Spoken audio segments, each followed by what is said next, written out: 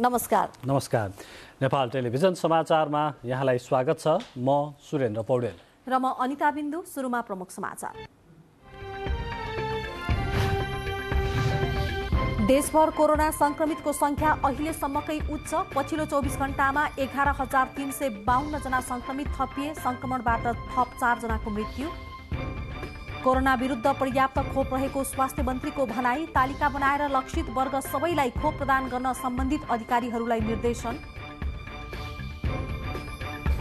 मधेस आन्दोलनको सम्मानमा मध्य प्रदेशमा बलिदानी दिवस मनाइयो। शहीदको बलिदानीकै कारण मध्य प्रदेश नाम रहन गएको मुख्यमन्त्री राउतको भनाई। भौतिक पूर्वाधार तथा यातायात मन्त्रीद्वारा निर्माण कार्यको अनुगमन गर्न स्थानीयलाई आग्रह। अनियमितता गर्ने जो कोहीलाई पनि कडा कारबाही गरिने भनाई। कोरोनाका कारण यो वर्ष विश्वभर 2 अर्ब भन्दा बढी बेरोजगार हुने अन्तर्राष्ट्रिय श्रम संगठनको अनुमान। देश र मानिसहरूको सम्बन्धमा पनि उतार चढाव आउने प्रतिवेदन। र प्रधानमन्त्री कप T20 क्रिकेट प्रतियोगिताको उपाधि सशस्त्र प्रहरीको एपीएफ क्लबले जित्यो। फाइनलमा नेपाल पुलिस क्लब 22 रनले पराजित।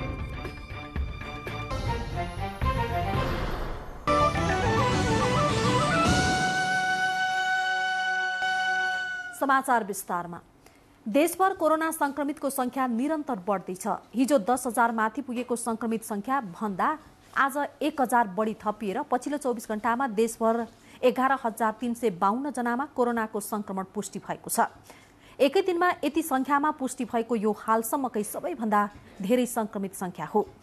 18,078 जनाको पीसीआर नमुना परीक्षण गर्दा 9,502 तथा 5,331 जनाको एन्टिजेन परीक्षणबाट 1,850 जनामा संक्रमण पुष्टि भएको स्वास्थ्य तथा जनसङ्ख्या मन्त्रालयले जनाएको छ।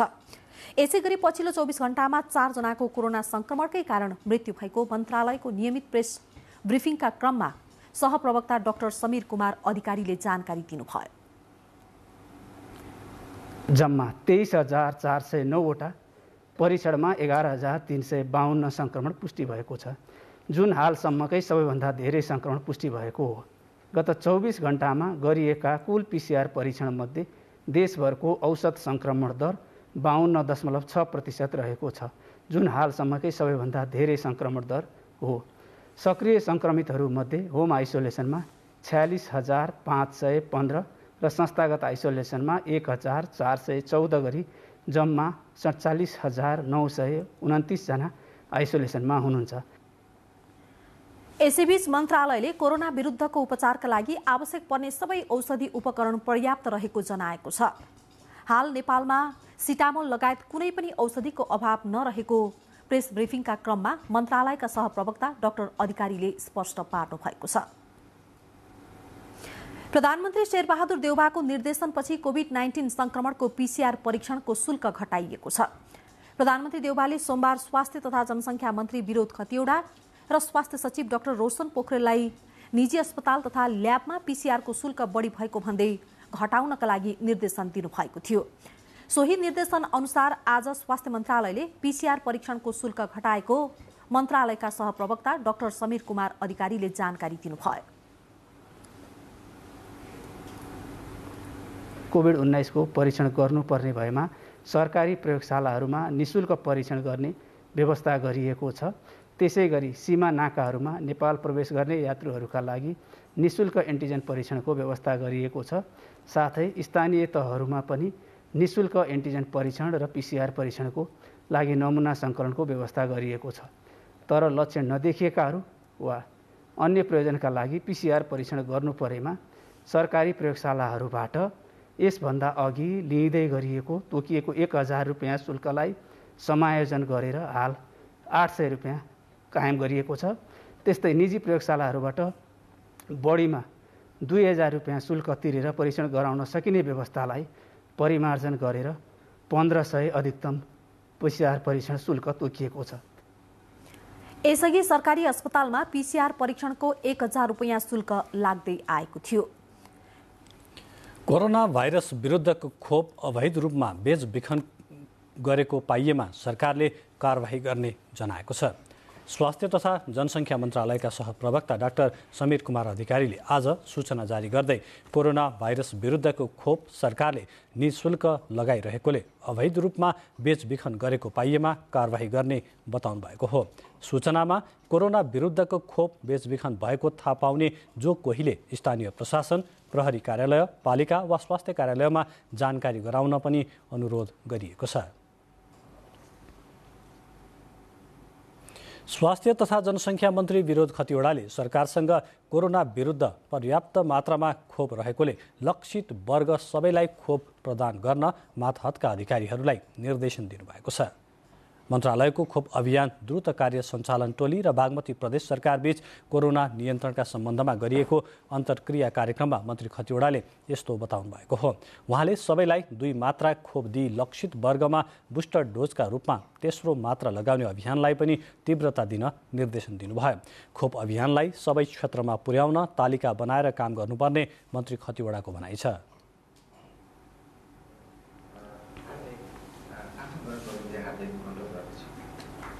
80-90 लाख डोज खोप हामीसँग अहिले पनि स्टकमा छ भने झन्डै 2 करोडभन्दा बढी खोपहरू हामीले पाइपलाइनमा छ र जनवरी, फेब्रुअरी, मार्चसम्म पनि कन्टिन्यू आउने गरी व्यवस्थापन गरेका छौँ। 80% भन्दा कार्यक्रममा बागमती प्रदेशका मुख्यमन्त्री राजेन्द्र पाण्डेले सबैको सहयोगमा खोप अभियानमा सफलता हासिल हुने र अभियानका लागि बजेट अभाव नहुने बताउनुभयो।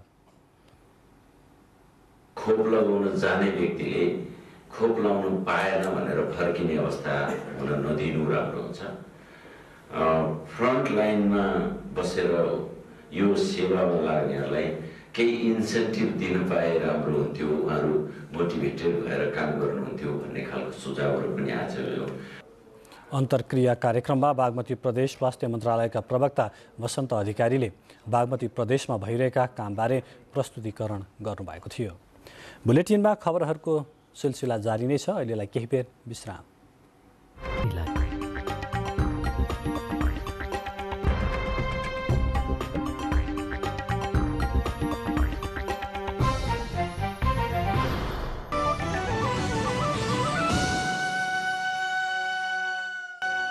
विश्रामपछि समाचारमा फेरि पनि स्वागत छ।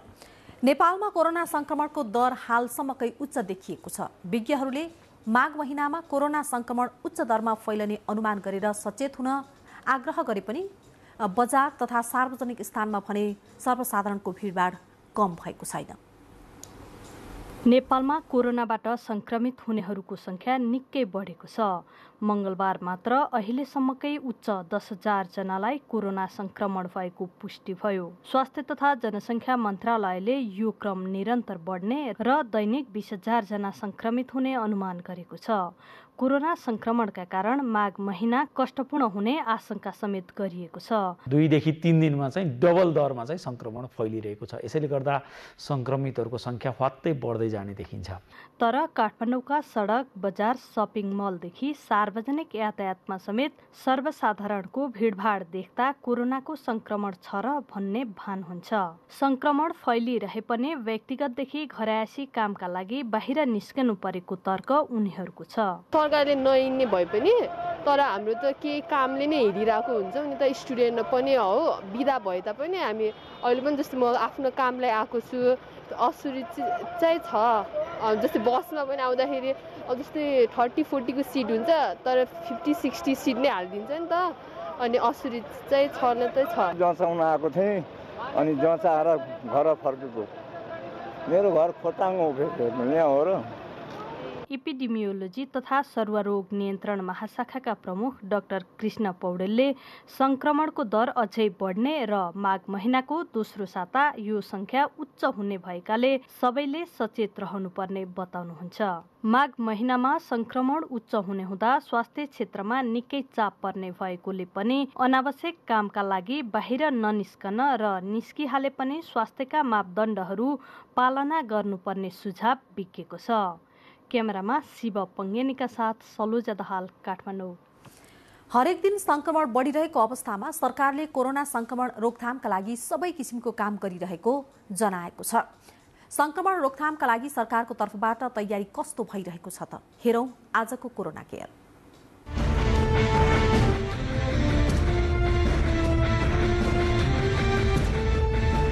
कोरोना संक्रमण तीव्र गतिमा बढिरहेको बेला सरकारले सबै किसिमको तयारी गरेको जनाएको छ। संघीय सरकारले प्रदेश र स्थानीय तहहरूसँग समन्वय गर्दै आइसोलेसनको व्यवस्थापन तथा आवश्यक स्वास्थ्य सामग्रीको व्यवस्थापन गरिरहेको जनाएको छ। अहिले सक्रिय संक्रमितको संख्या बढिरहेको र अझै बढ्दै जाने देखेकाले सबै किसिमको तयारी गरिएको बताइएको छ। अहिले सक्रिय संक्रमितहरूको संख्या दिनादिन बढिरहेको छ, जुन हामी तथ्याङ्कमा देख्न सक्छौँ र यो एकदमै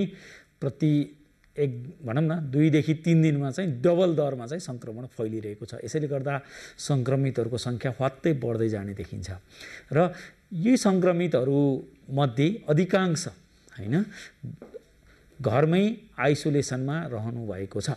अहिलेकै तथ्याङ्कमा हामी कुरा गर्दा अधिकांश 39,000 जति चाहिँ उहाँहरू चाहिँ घरमै स्वास्थ्य लाभ गरिराख्नु भएको छ, घरमै स्वास्थ्यका भनौँ न उपचार गरिराख्नु भएको छ भने केही व्यक्तिहरू अस्पतालमा हुनुहुन्छ। जस्तो उदाहरणको लागि हामीसँग 120 जना जति चाहिँ तपाईको आइसियुमा हुनुहुन्छ भने 26 जना चाहिँ भेन्टिलेटरमा हुनुहुन्छ, करिब चाहिँ 1000 जना जति चाहिँ संस्थागत आइसोलेसनमा हुनुहुन्छ। आइसोलेसनको व्यवस्था जिल्ला अनुसार भइरहेको छ। अस्पतालको व्यवस्था पनि भइरहेको छ। स्थानीय तहले 15 शय्यासम्मको अस्पताल निर्माण गर्न सक्ने र प्रदेशले 200 शय्यासम्मको अस्पताल निर्माण गर्न सक्ने भएकाले सोही अनुसार समन्वय भइरहेको सरकारको भनाइ छ। 200 भन्दा माथिको शय्याको अस्पतालको व्यवस्था संघीय सरकारले गर्नेछ। कुनै पनि स्रोत साधन तथा जनशक्तिको अभाव हुन नदिने गरी काम भइरहेको छ। संस्थागत आइसोलेसनको व्यवस्था विशेष गरी स्थानीय तहहरूले डिसिसिएमसीले आफ्नो जिल्ला अनुसार व्यवस्थापन गर्नुभएको छ। अस्पतालको हकमा देशभरका 86 वटा सरकारी अस्पतालहरू, केन्द्रीय स्तरका, प्रादेशिक स्तरका र जिल्ला स्तरका अस्पतालहरूमा कोभिड-19 को उपचारको व्यवस्थापन गरिएको छ। यदि संक्रमितहरूको संख्या बढ्यो भने विशेष गरी स्थानीय तहले 15 बेडसम्मका अस्पतालको हकमा सम्झौता गरी चाहिँ सेवा लिन सक्छ। प्रदेश तहले चाहिँ 200 बेडसम्मका अस्पतालहरूमा चाहिँ सेवा थप गर्न सम्झौता गर्न सक्छ। त्यसमा प्रमुख जिल्ला अधिकारीले त्यो अस्पतालसँग समन्वय गर्नुहुन्छ। विशेष गरी डिसिएमसी मार्फत त्यो हुन्छ भने 200 बेडभन्दा बढीका अस्पताल हामीलाई थप आवश्यक पर्यो भने स्वास्थ्य तथा जनसङ्ख्या मन्त्रालयले गर्छ। यसरी चाहिँ उपचार भनौँ कोभिड-19 संक्रमितहरूलाई उपचार गर्ने व्यवस्था गरिएको छ। तत्कालका लागि कुनै पनि अस्पतालका अन्य सेवाहरू हामीले अस्पतालको भार हेरेर आवश्यक नपरेर कुनै सेवाहरू स्थगन गरेका छैनौँ। आवश्यकता पर्दै गयो संक्रमितको संख्याले अहिलेको अस्पतालको स्रोत साधनहरू जोगाउनु पर्ने अवस्था आयो भने ती सेवाहरू पनि विकल्पको बारे पनि स्वास्थ्य जनसङ्ख्या मन्त्रालयले पत्राचार गर्छ। जनशक्ति व्यवस्थापनका लागि स्वास्थ्य जनसङ्ख्या मन्त्रालयले कोभिड करारमा रहेका स्वास्थ्य जनशक्तिहरूलाई 3 महिनाका लागि थप गर्ने भनेर पत्राचार गरिसकेको अवस्था छ। यसरी जनशक्तिको व्यवस्थापन भएको छ। देशभर 98 वटा अक्सिजन प्लान्टहरू सुचारू छन्। हामीसँग प्रतिदिन 27,000 भन्दा बढी जीएसआइएच सिलिन्डर उत्पादन गर्न सक्ने क्षमता फङ्सनल छ। अहिले पनि करिब 25 वटा अस्पतालमा लिक्विड अक्सिजन ट्याङ्कहरूकोबाट सेवा दिएको छ। धेरै स्थानीय तहमा अक्सिजन कन्सन्ट्रेटरहरू पुगिसकेका छन्, अक्सिजन सिलिन्डरहरू पुगिसकेका छन्। त्यसरी आवश्यक सम्पूर्ण उपचारका लागि आवश्यक अक्सिजन बेडहरूको व्यवस्थापन भएको छ। सीमा नाकाहरूमा हेल्थ डेस्क स्थापना गरिएको छ। नाकाहरूबाट नेपाल भित्रनेलाई विशेष निगरानी राख्ने काम भइरहेको बताइएको छ। शङ्कास्पद व्यक्तिको एन्टिजेन परीक्षण गर्ने र खोप नलगाएकालाई सीमामै खोप लगाएर पठाउने गरिएको छ। नेपाल र भारतका बीच प्रवेश बिन्दुहरू तोकिएका प्रवेश बिन्दुहरू पूर्वदेखि पश्चिमसम्म 13 वटा प्रवेश बिन्दुमा चाहिँ हेल्थ डेस्कहरूको स्थापना गरिएको छ। हेल्थ डेस्कमा रहेका स्वास्थ्य कर्मीहरूले त्यहाँ स्क्रिनिङको काम गर्नुहुन्छ, टेस्टिङको काम गर्नुहुन्छ। दैनिक रूपमा 3500 देखि 4000 जनाको चाहिँ सीमा नाकाका हेल्थ डेस्कहरूबाट स्क्रिनिङ गरी एन्टिजेन परीक्षण गर्ने काम भएको छ। दैनिक रूपमा 200 देखि 300 जना पोजिटिभ केसहरू त्यहाँबाट पत्ता लागिरहेको अवस्था छ। त्यो केही समय एकदमै उत्कर्षमा पुगेको थियो, अहिले स्थिर रहेर 300 को हाराहारीमा नयाँ सङ्क्रमित पत्ता लाग्नु भएको छ र त्यहाँ भेटेका पोजिटिभहरूको व्यवस्थापनका लागि डिसिएमसीले तोकिएका आइसोलेसन केन्द्रमा पठाउने व्यवस्थापन गरिएको छ। कोरोना संक्रमण रोकथामका लागि सरकारको एक्लो प्रयासले मात्र सम्भव छैन। नागरिक पनि सचेत र सजग रहँदै जनस्वास्थ्यका मापदण्डको पालना गर्ने एवं कोरोना विरुद्धको खोप अनिवार्य लगाउन विज्ञहरूको सुझाव छ।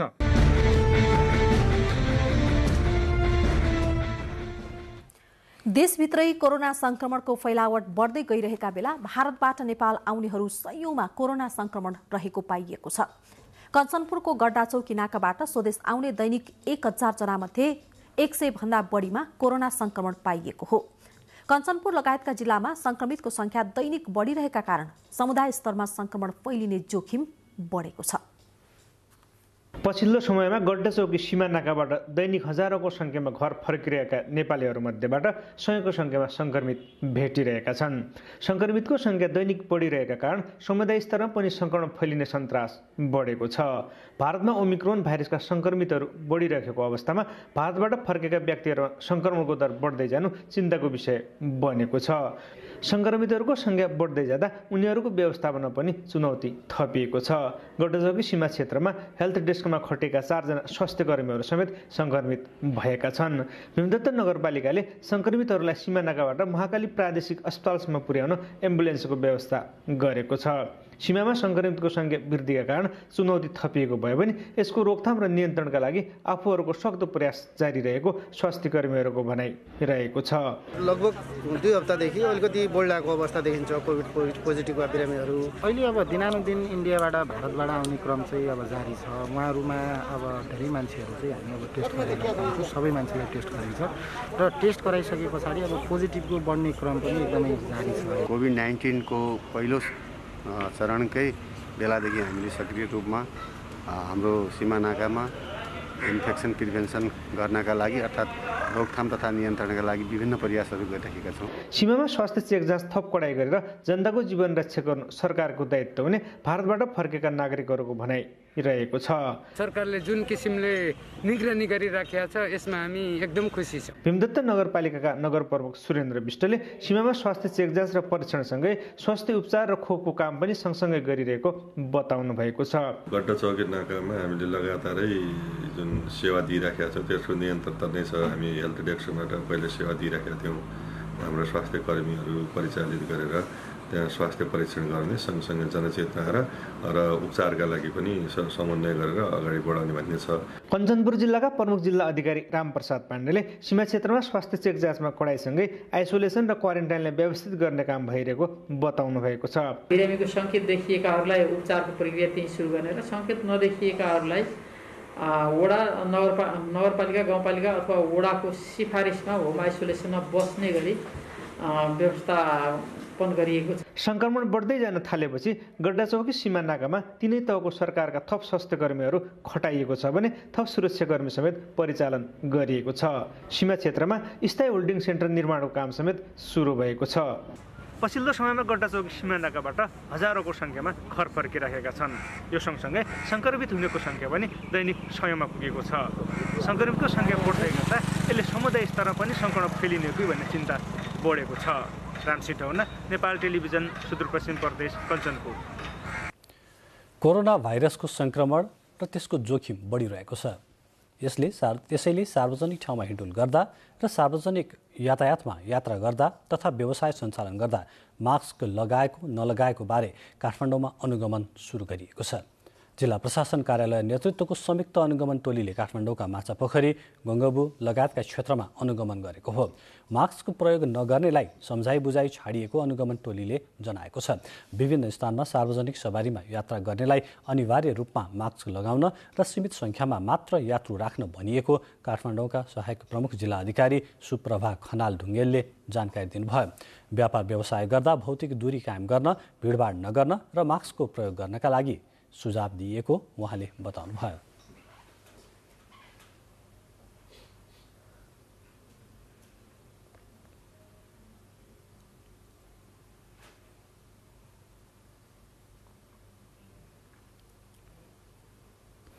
कोरोनाको संक्रमण बढ्दै जाँदा विभिन्न जिल्लाका प्रशासन कार्यालयहरूले सार्वजनिक स्थानमा उपस्थित हुने सबैले मास्क लगाउनै पर्ने व्यवस्था लागू गरेका छन्।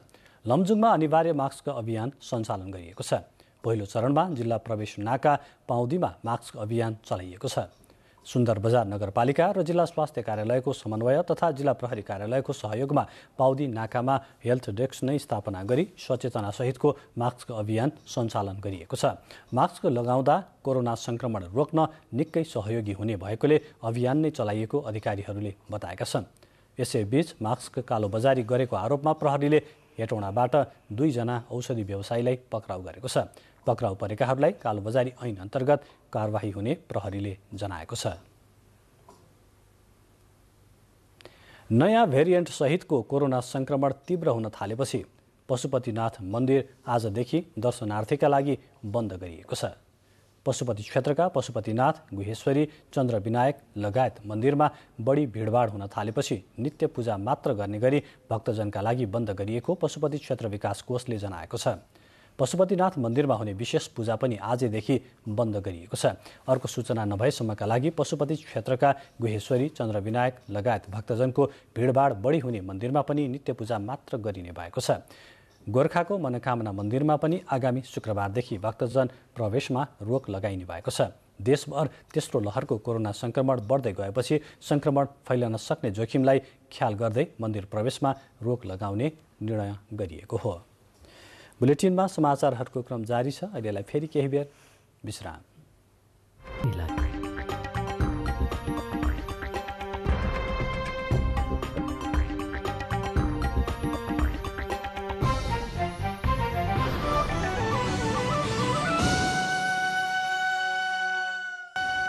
विश्रामपछि बाँकी समाचार।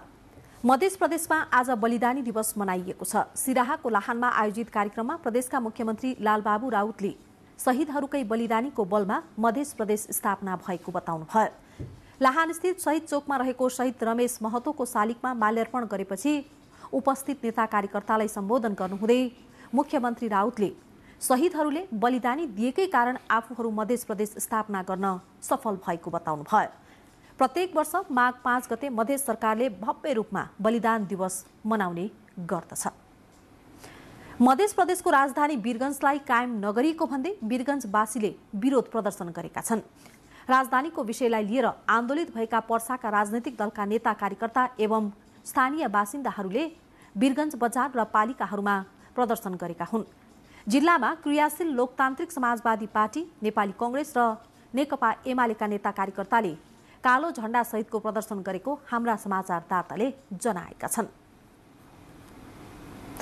भौतिक पूर्वाधार तथा यातायात मन्त्री रेणु कुमारी यादवले कुनै पनि विकास निर्माण कार्य सम्झौता पत्रमा निर्धारित मापदण्ड अनुकूल भए नभएको कुरामा स्थानीयहरूले विशेष चासो राख्नुपर्ने बताउनु भएको छ। मध्य प्रदेशको राजधानी जनकपुर धाममा आयोजित सरकारवालाहरूसँगको छलफल कार्यक्रममा मन्त्री यादवले स्थानीयले चासो राखेर गुणस्तर कायम गराउन भूमिका खेल्नुपर्ने बताउनुभयो। सडक, पुल, भवन, नाली लगायतका भौतिक पूर्वाधार निर्माणका कार्यहरूमा गुणस्तरमा हिनामिना गरिएको पाइएमा आफ्नै पार्टीका नेता कार्यकर्ता भए पनि कानुन बमोजिम कडा कारबाही गर्ने मन्त्री यादवको भनाइ छ। कुन मान्य छ हमरा कुन पार्टी के थाहा नहीं, लेकिन हमर कड़ा निर्देशन की छै जे मान्य हो मंत्री हो, पार्टी हो, पिंक पार्टी हो, वो जखनी मान्य छै मान्य के जगह पर, लेकिन जब तक कॉन्ट्रैक्टर और ठेकेदार बन के काम करे छै तो नो कॉम्प्रोमाइज समाप्त कार्रवाई गर्नु। कार्यक्रममा सम्बन्धित अधिकारीहरूले हाल सञ्चालनमा रहेका र अधुरा योजनाहरूको बारेमा विस्तृत जानकारी प्रतिवेदन मन्त्री यादवलाई हस्तान्तरण गरेका थिए। पर्वतको मालढुङ्गाका मजदुरहरूले काली गण्डकीबाट बालुवा निकाल्न पाउनुपर्ने माग गरेका छन्। नदीजन्य पदार्थ उत्खननमा प्रशासनले रोक लगाएपछि उनीहरूले कुस्मा नगरपालिका र जिल्ला प्रशासन कार्यालयसँग नदीजन्य पदार्थ उत्खनन गर्न दिन माग गरेका हुन्। सर्वोच्च अदालतले केही समय अघि नदीजन्य वस्तुहरू एक्सकाभेटर लगाएर दोहन गर्न नपाउने गरी अन्तरिम आदेश दिएको थियो। सो आदेशकै कारण प्रशासन र नगरपालिकाले खानी खोस्त्री गरेका मजदुरलाई पनि अवरोध गरेपछि मजदुरहरूको आम्दानीको स्रोत सुकेको हो। लुम्बिनी विकास कोषको 2 करोड रुपैयाँको लगानीमा ऐतिहासिक एवं प्राचीन क्रकुछन्द बुद्धको जन्मस्थल गोटी हवा आसपासको क्षेत्र संरक्षण गरिने भएको छ। लामो समयसम्म अतिक्रमणको चपेटामा रहेको गोटी हवा स्थित अशोक स्तम्भ आसपासको झण्डै 3 बिघा क्षेत्रलाई संरक्षण गर्न लागि छ। विगतमा यस क्षेत्रमा उत्खनन गरिएका अवशेषहरूबाट ईसापूर्व 8औं शताब्दीदेखिका मानव बसोबासका प्रमाण भेटिएकोले समेत यसको महत्त्व रहेकोले संरक्षण हुनुपर्ने स्थानीय बताउँछन्।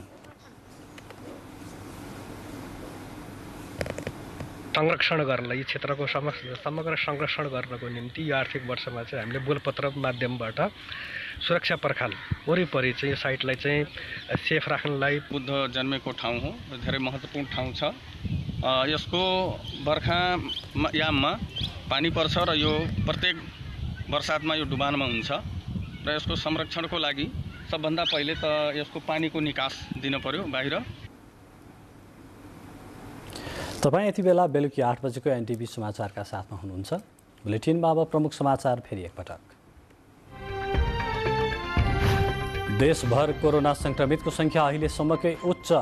पछिल्लो 24 घण्टामा 11,352 जना संक्रमित थपिए। संक्रमणबाट थप 4 जनाको मृत्यु। कोरोना विरुद्ध पर्याप्त खोप रहेको स्वास्थ्य मन्त्रीको भनाई। तालिका बनाएर लक्षित वर्ग सबैलाई खोप प्रदान गर्न सम्बन्धित अधिकारीहरूलाई निर्देशन। मधेस आन्दोलनको सम्मानमा मधेस प्रदेशमा बलिदानी दिवस मनाइयो। शहीदको बलिदानकै कारण मधेस प्रदेश नाम रहन गएको मुख्यमन्त्री राउतको भनाई। भौतिक पूर्वाधार तथा यातायात मन्त्रीद्वारा निर्माण कार्यको अनुगमन गर्न स्थानीयलाई आग्रह। अनियमितता गर्ने जो कोही भए पनि कडा कारबाही गरिने भनाई।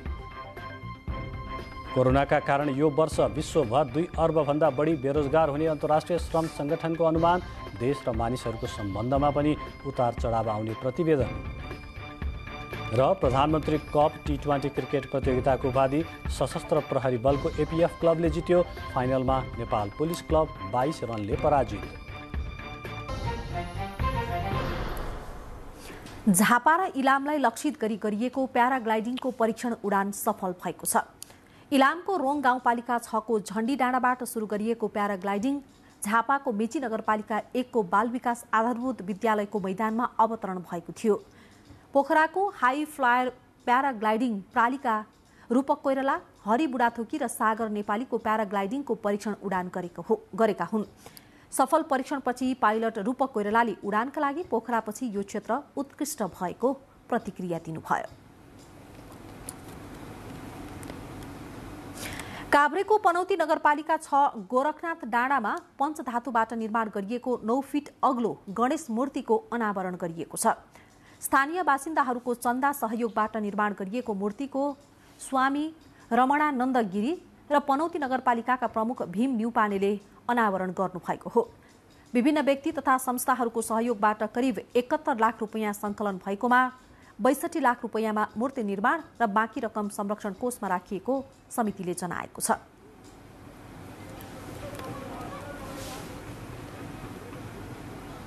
सर्वोच्च अदालतका पूर्व प्रधान न्यायाधीश मोहन प्रसाद शर्माको 88 वर्षको उमेरमा निधन भएको छ। मृगौलाको समस्याबाट पीडित उहाँको आज कमल पोखरी स्थित आफ्नै निवासमा निधन भएको हो। 2015 सालमा सरकारी सेवामा प्रवेश गर्नुभएका शर्मा 2017 सालमा कानून मन्त्रालयको शाखा अधिकृतबाट बढुवा हुँदै अदालतको न्यायाधीश हुनका साथै 2054 चैत्रदेखि 2056 मङ्सिरसम्म नेपालको प्रधान न्यायाधीशको रूपमा काम गर्नुभएको थियो। अब अन्तर्राष्ट्रिय समाचार। कोरोना महामारीका कारण सिर्जित अनिश्चित श्रम बजारले गर्दा सन् 2022मा विश्वभर 2 अर्बभन्दा बढी मानिसहरू बेरोजगार हुने अन्तर्राष्ट्रिय श्रम सङ्गठनले जनाएको छ। विश्वमा बेरोजगारी र सामाजिक दृष्टिकोण शीर्षकमा सार्वजनिक गरिएको प्रतिवेदनमा श्रम सङ्गठनले कोरोनाका कारण श्रम बजारमा मन्दी आउँदा बेरोजगारी बढ्ने र त्यसले सामाजिक असमानता र देश बीचको सम्बन्धमा समेत प्रभाव पार्ने उल्लेख गरेको छ। राष्ट्रसङ्घीय निकाय श्रम सङ्गठनले महामारीको जोखिम लगातार बढिरहँदा रोजगारीको दर सङ्कुचित हुन गई बेरोजगारी बढ्ने प्रक्षेपण गरेको हो। प्रतिवेदनले बेरोजगारीको दर सन् 2023को अन्त्यसम्मै रहने पनि बताएको छ। यसअघि सन् 2019मा आर्थिक मन्दीका कारण सिर्जना भएको भन्दा झन्डै दोब्बरले बेरोजगारीको समस्या सिर्जना हुने भन्दै प्रतिवेदनमा समस्या समाधानका लागि विशेष पहलको आवश्यकता औल्याइएको छ। टोगामा ज्वालामुखी विस्फोटबाट ध्वस्त भएको मुख्य समुद्र मुनिको केबल मर्मत गर्न कम्तीमा 4 हप्ता लाग्ने जनाइएको छ। समुद्र मुनिको केबल शनिबार भएको ज्वालामुखी विस्फोटका क्रममा काटिएको थियो, जसले गर्दा टोगामा अहिले पनि सञ्चार विच्छेद छ र प्रशान्त टापुलाई बाहिरी संसारबाट टाढा बनाएको छ। ज्वालामुखी विस्फोटले निम्त्याएको सुनामीबाट एक बेलायती नागरिकसहित कम्तीमा 3 जनाको मृत्यु भएको समाचार छ। सो क्षेत्रलाई पुरानै लयमा फर्काउन 24 घण्टा काम भइरहेको छ। पानीमुनि रहेको देशकै एकमात्र केवल सुनामीले 2 ठाउँमा विच्छेद गरेपछि टोगाले अझै बाँकी विश्वसँग सम्पर्क स्थापित गर्न सकेको छैन। बाँकी समाचार अघि छोटो विश्राम।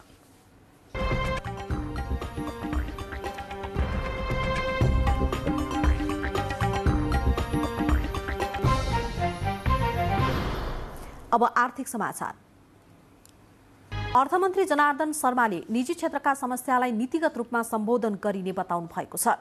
मुलुकको वर्तमान आर्थिक अवस्थाका बारेमा निजी क्षेत्रका प्रतिनिधिसँग आज मन्त्रालयमा भएको छलफलमा उहाँले निजी क्षेत्रको हित विपरीत कुनै निर्णय नलिने स्पष्ट पार्नुभयो।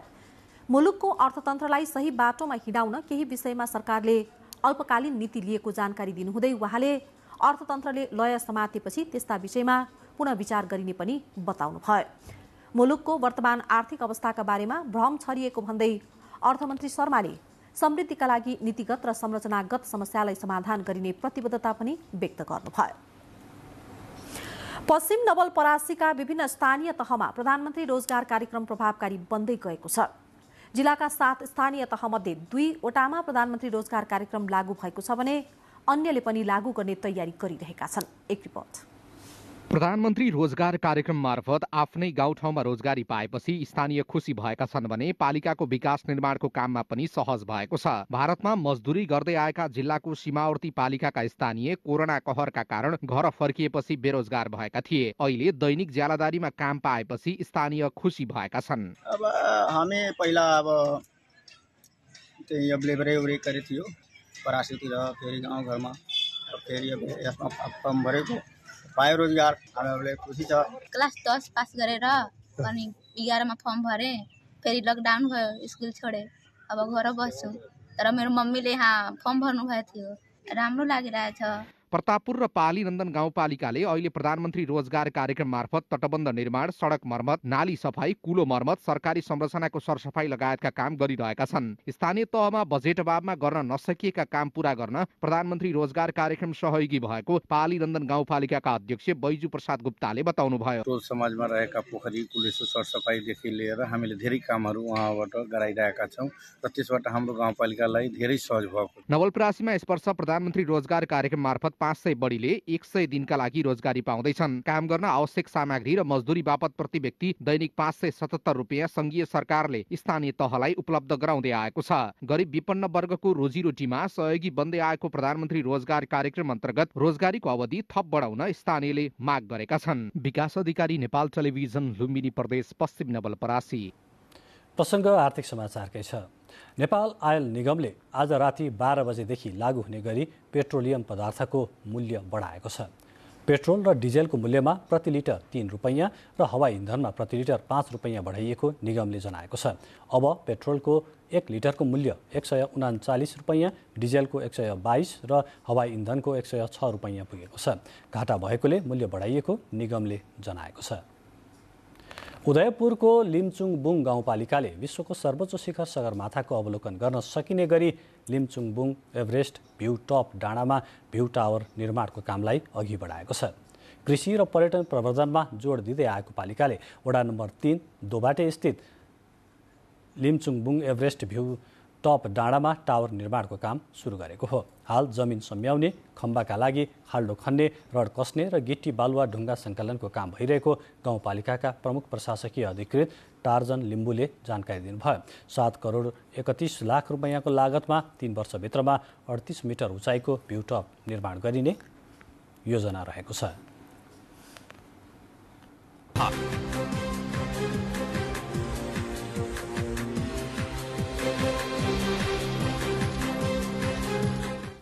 प्रधानमन्त्री कप T20 क्रिकेट प्रतियोगिताको उपाधि सशस्त्र प्रहरी बलको APF क्लबले जितेको छ।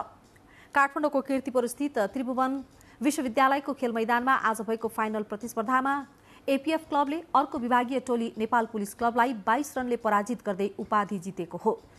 टस हारेर पहिले ब्याटिङ गरेको एपीएफले निर्धारित 20 ओभरको 1 बल बाँकी रहँदा 157 रन बनाएर अल आउट भएको थियो। 158 रनको लक्ष्य लिएर मैदानमा उत्रिएको पुलिस क्लबले 7 विकेट गुमाएर 136 रन मात्रै बनाउन सक्यो। दिपेन्द्र सिंह ऐरीले 54 बलमा 3 चौका र 2 छक्काको मद्दतले 65 रन बनाए पनि अन्य खेलाडीले सोचे अनुरूपको प्रदर्शन गर्न नसक्दा पुलिस क्लब पराजित हुन पुग्यो।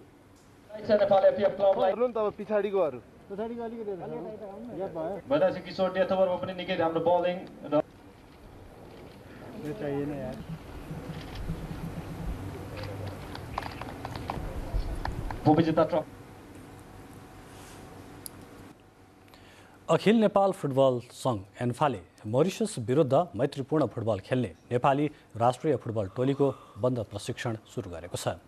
बन्द प्रशिक्षणमा 34 जना खेलाडी सहभागी भएको एन्फाले जनाएको छ। बन्द प्रशिक्षणमा रहेका खेलाडीहरूलाई राष्ट्रिय फुटबल टोलीका मुख्य प्रशिक्षक अब्दुल्लाह अल मुताइरीले प्रशिक्षण दिनेछन्। एन्फाले सार्वजनिक गरेको बन्द प्रशिक्षणमा बोलाइएका खेलाडीहरूको सूचीमा अघिल्लो पटकको प्रारम्भिक सूचीमा परेका आयुष गलान, दिनेश हेन्जन र कमल थापाको नाम भने हटाइएको छ। यही माघ 15 र 18 गते अफ्रिकी मुलुक मरिसस विरुद्ध नेपालको राष्ट्रिय फुटबल टोलीले दशरथ रङ्गशालामा मैत्रीपूर्ण फुटबल खेल्दैछ।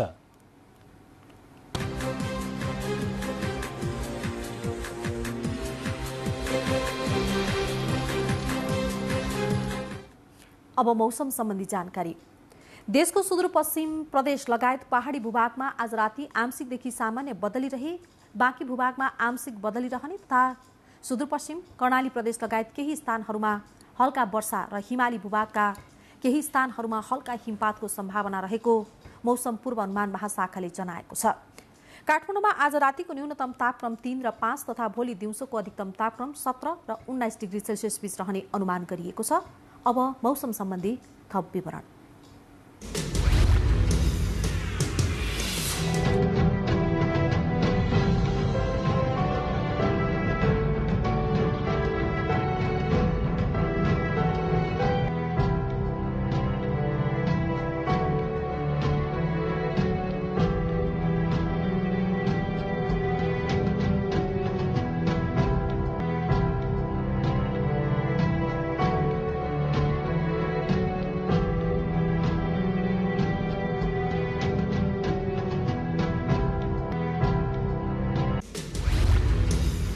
समाचार बुलेटिनको अन्त्यमा प्रमुख समाचार फेरि एकपटक। देशभर कोरोना संक्रमितको संख्या अहिलेसम्मकै उच्च। पछिल्लो 24 घण्टामा 11,352 जना संक्रमित थपिए। संक्रमणबाट थप 4 जनाको मृत्यु। कोरोना विरुद्ध पर्याप्त खोप रहेको स्वास्थ्य मन्त्रीको भनाई। तालिका बनाएर लक्षित वर्ग सबैलाई खोप प्रदान गर्न सम्बन्धित अधिकारीहरूलाई निर्देशन। मधेस आन्दोलनको सम्मानमा मध्य प्रदेशमा बलिदानी दिवस मनाइयो। शहीदको बलिदानीकै कारण मध्य प्रदेश नाम रहन गएको मुख्यमन्त्री राउतको भनाई। भौतिक पूर्वाधार तथा यातायात मन्त्रीद्वारा निर्माण कार्यको अनुगमन गर्न स्थानीयलाई आग्रह। अनियमितता गर्ने जो भए पनि कडा कारबाही गरिने भनाई। कोरोनाका कारण यो वर्ष विश्वभर 2 अर्बभन्दा बढी बेरोजगार हुने अन्तर्राष्ट्रिय श्रम संगठनको अनुमान। देश र मानिसहरूको सम्बन्धमा पनि उतार चढाव आउने प्रतिवेदन। र प्रधानमन्त्री कप T20 क्रिकेट प्रतियोगिताको उपाधि सशस्त्र प्रहरीको एपीएफ क्लबले जित्यो। फाइनलमा नेपाल पुलिस क्लब 22 रनले पराजित। हवस्, त्यसको साथै यो समाचार बुलेटिन यही सकिन्छ। तपाईँ नेपाल टेलिभिजन हेर्दै गर्नुहोला। नमस्कार।